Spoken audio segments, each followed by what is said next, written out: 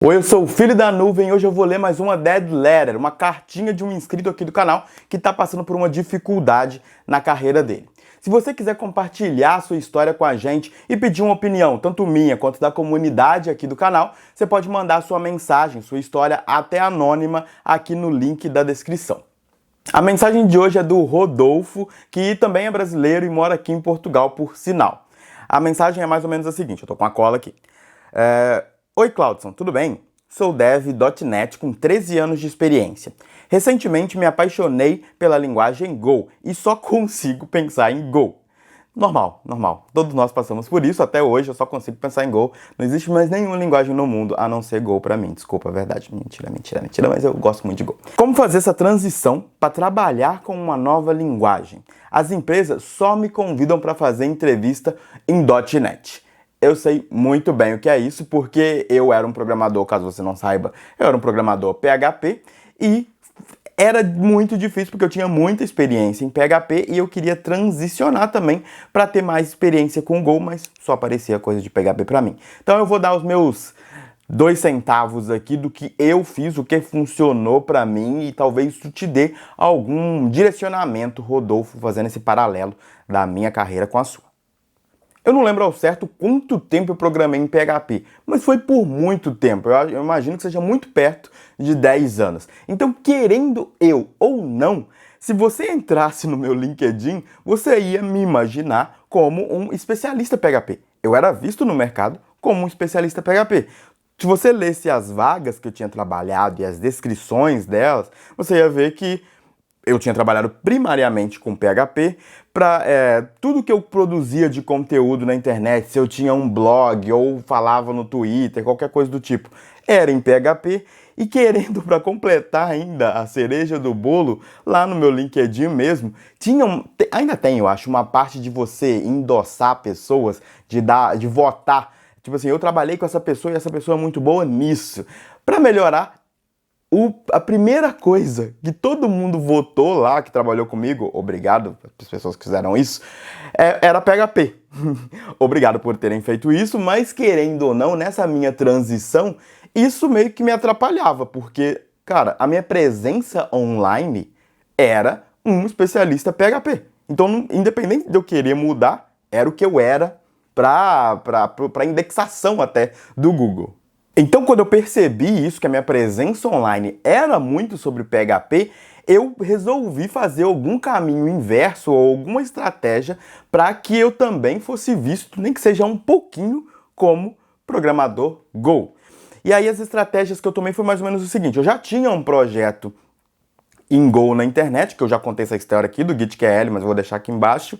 E aí eu comecei a dar mais atenção para esse projeto e também trabalhar e ajudar, colaborar com outros projetos em Go na internet. Ajudei num projetinho super pequeno, nunca eram projetos muito grandes, até porque se eu não tinha tanta experiência assim em Go, não tinha como ajudar num projeto do Kubernetes ou do Docker, por exemplo. Mas eu ajudei, por exemplo, no repositório de uma lib pequenininha da HashiCorp, que é uma empresa por trás do Terraform, do Consul e de várias outras ferramentas. Então eu trabalhei tanto em novos repositórios, quanto no GitQL que eu já tinha, quanto em colaborações com outros repositórios, todos em Go, para que eu conseguisse fazer com que a homepage do meu perfil do GitHub ficasse explícito que eu era pelo menos 50% PHP e 50% Go. Era como se fosse o meu cartão de visita. Eu sempre lidei com o GitHub como um cartão de visita. Eu sei que muitos recrutadores nem olham para isso, mas é uma das primeiras coisas que tá no meu currículo, é o link para o GitHub. Então, quando você entra lá, você vê uns 6 ou 4 repositórios principais e a metade deles era sobre PHP, pelo menos. Eu falei PHP. Mas a outra metade era em Go. O Go, pelo menos, era metade. Vocês entenderam? Nem tudo que eu fiz foi super consciente. Eu acho que muita coisa que eu fiz era um pouco inconsciente. Mas independente de ser consciente ou não, eu também comecei a criar conteúdo na internet que falava sobre Go. Por exemplo, aqui no canal, né? Tem vários vídeos aqui sobre Go, vou deixar playlists aqui embaixo também. E aí era um processo misto de, enquanto eu aprendia mais sobre a linguagem, eu ia compartilhando as coisas que eu aprendia. E enquanto eu compartilhava as coisas que eu aprendia, querendo eu ou não, o Google indexava isso. Se eu postasse no LinkedIn, ia criar essa percepção também, e a indexação, de que eu falava sobre a linguagem Go também, né? E isso de ser visto como uma pessoa que estava estudando Go, me ajudou até dentro da empresa que eu estava, que era uma empresa puramente PHP. Era uma empresa puramente PHP, mas eles tinham uma ideia de começar a introduzir sistemas em Go. Eles queriam também fazer essa migração de linguagem. E aí que eu tive a oportunidade, por ser visto como uma pessoa que queria saber mais sobre Go, eu tive a oportunidade de fazer cursos pagos pela empresa, um curso só na verdade, mas foi um curso muito bom, pago pela empresa sobre Go. E por sinal, se você também está nessa fase de tentar se expor mais à linguagem Go e se desafiar, de repente você já sabe um pouco da linguagem, mas quer programar e saber como é feito projetos um pouco mais complexos, acesse devgym.com.br, que lá eu tenho vários desafios técnicos que funcionam como mini cursos para abordar coisas específicas da linguagem. Ainda falando desse cenário da empresa que eu tava, que era em PHP, mas queria fazer a transição, eu fui sim meio que privilegiado, eu dei sorte, porque eu queria fazer a transição, a transição de linguagem, e a empresa também queria fazer esse movimento. Então as coisas casavam muito bem. Eu sei que nem todo mundo pode ter essa sorte, mas se você não está conseguindo, Rodolfo, encontrar uma empresa que te ofereça uma vaga puramente em Go, de repente encontrar uma empresa que foca em .NET, que é a sua especialidade e a sua chance de passar vai ser muito alta, mas que está introduzindo Go, talvez seja uma ótima opção. Talvez não, é uma ótima opção, porque vai te dar esse meio termo de você conseguir dar esse passinho um pouco mais próximo de Go. Existe um lado negativo que foi o que eu vivi. Apesar dessa empresa que eu trabalhava ter muitos códigos PHP e começando aos poucos criar microserviços em Go, dentro da empresa eu era visto como uma pessoa que estava estudando muito Go e estava super interessado, mas eu ainda era um especialista PHP. Então quando aparecia uma tarefa em PHP e uma tarefa em Go, eu podia fazer a de Go, mas eu olhava assim para os meus pares e às vezes eu via de PHP e eu falava, nossa, eu vou resolver isso daqui tão mais rápido, é melhor eu fazer a de PHP. E aí eu acabava me sabotando também. E querendo ou não, o ambiente me colocava nesse lugar onde, putz, eu fui contratado ainda como PHP e eu tenho que continuar entregando nessa velocidade. Então é uma questão um pouco complexa também viver nesse cenário dividido. Mas mesmo assim, entre viver nesse cenário dividido e viver num cenário onde você só trabalha com .NET, o cenário dividido é muito melhor. Eu posso dizer isso porque nessa empresa, no fim das contas, eu não escrevi. Se eu escrevi código Go, foi muito pouco, mas mesmo assim essa experiência foi muito importante. Como eu era visto como uma pessoa que estava super interessada em Go, eu tive a oportunidade também de revisar muitos códigos. De repente, outras equipes tinham pessoas, colegas de trabalho, que estavam programando em Go enquanto eu não estava, mas eles mandavam os pull requests para mim e eu passei muito tempo, somando o tempo todo da empresa, eu passei muitos meses revisando código em Go. Isso me deu a oportunidade de quê? De debater, de estudar mais e me preparar mais para esses code review, porque code review é um processo de aprendizado também. Então eu tinha que debater meus pontos com links, com referências, e isso foi fazendo com que eu ficasse mais maduro na linguagem, mesmo sem programar. No meio desse cenário que você está vivendo e que eu vivi, Rodolfo, a gente tem um ponto muito importante que a gente tem que abordar aqui no vídeo, que é a questão do salário. É difícil, pelo menos na minha opinião, você migrar de stack, assim, fazer esse movimento muito abrupto sem ter um impacto no salário, porque a maioria das empresas vê um funcionário como assim, ele é sênior em Go, então se ele migrar para Java, que é uma linguagem que ele nunca trabalhou, eu não vou pagar um salário de sênior em Java. Tem toda uma questão que eu quero que a gente discuta aqui nos comentários até, sobre senioridade ligada ou não com linguagens de programação e com tecnologias. Você acha que faz sentido um sênior ser sênior na linguagem? Ou você acha que sênior é sênior independente disso? Deixa aqui embaixo nos comentários e até pensando num cenário. Você é sênior numa empresa, um sênior em Go, e aí entra um outro sênior, mas esse sênior tem bagagem em Java. Você acha justo essa pessoa ganhar o mesmo salário que você ou não? Afinal, vocês dois são sêniors. Eu quero saber o que você pensa sobre isso aqui nos comentários.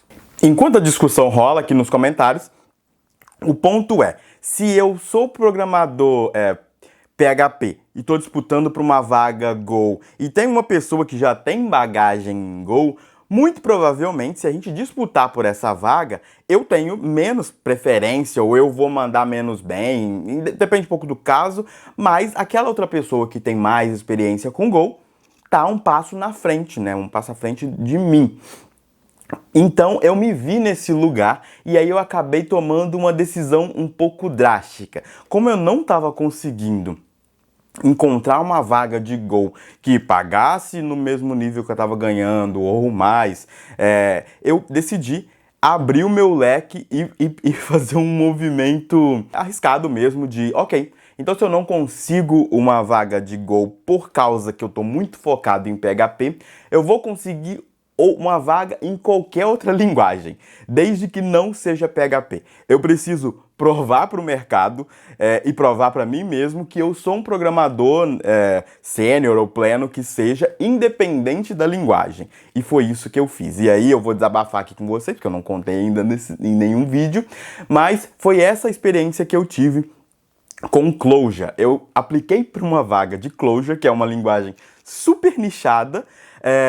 A empresa também sabia disso, ou seja, a empresa que estava me contratando sabia que ia ser muito difícil, quase impossível, encontrar pessoas em Clojure, porque, né, é difícil. Quantas pessoas que trabalham com Clojure você conhece, você que está assistindo esse vídeo?